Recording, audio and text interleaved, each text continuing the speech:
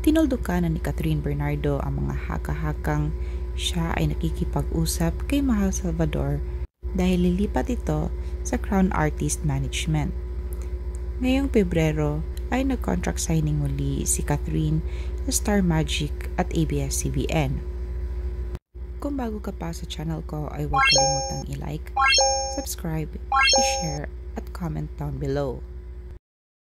Tinupad ni Catherine Bernardo ang kanyang pangako na hindi nito iiwan ang ABS-CBN. Noong Enero ay may mga usap-usapan na matapos mag-expire ng kanyang kontrata sa Star Magic ay lilipat na ito kay Mahal Salvador, lalo na't palaging spotted ang dalawa na magkasama. Dahil sa paghihiwalay nila ni Daniel Padilla ay pagkakawalan na umano sila ng Star Magic. Pinili pa rin ni Catherine Bernardo na mag-manage sa kanya ay ang ABS-CBN.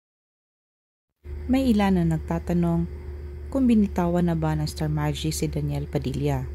Ngunit ayon sa batikang manager na si OG Diaz ay magre-renew din ng kontrata si Daniel sa ABS-CBN pero sa ibang araw magaganap ang contract signing.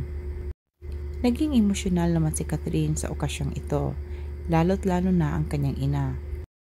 Pati ang mga bossing sa ABS-CBN ay napaluha rin gaya ni Cory Vidanes, lalo na noong binalikan muli ni Catherine ang mga malungkot na pangyayari noong nakaraang taon.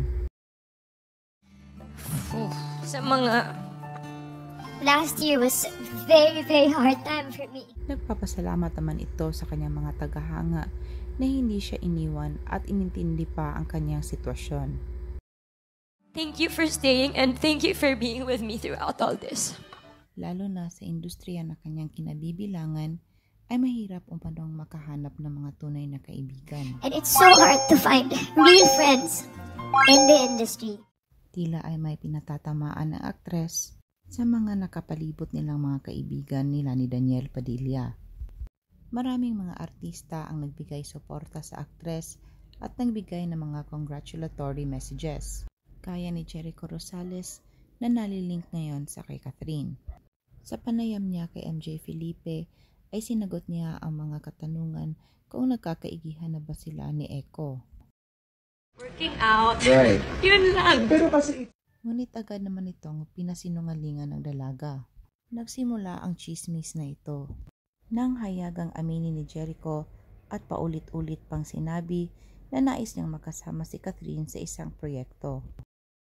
Blooming naman ang Asian superstar sa kanyang green ensemble na off-shoulder. Ang Vania Romov na suot nito ay nagkakahalaga umano ng 14,500 at ang kanyang Jimmy Choo na black heels na may bow mesh ay nakakahalaga umano ng higit kumulang 43,700 pesos.